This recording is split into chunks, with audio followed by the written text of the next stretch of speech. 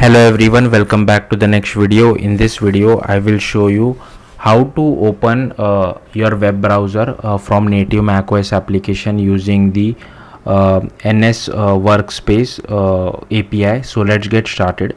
So here you can see I have my macOS application running and I have this button called open browser, and if I click on it, it will open my Safari and it redirects me to apple.com because that's the URL which I am allowing it to open. So let's see how to do this. It's pretty simple. So here you can see I have created a native macOS application using AppKit, but if you want you can use SwiftUI as well. And I have just created one button, NS button, and here I am just assigning a click listener to it. So if you see, on click of the button we are calling this open URL in browser method, and we are passing the URL which needs to be opened once the browser is open.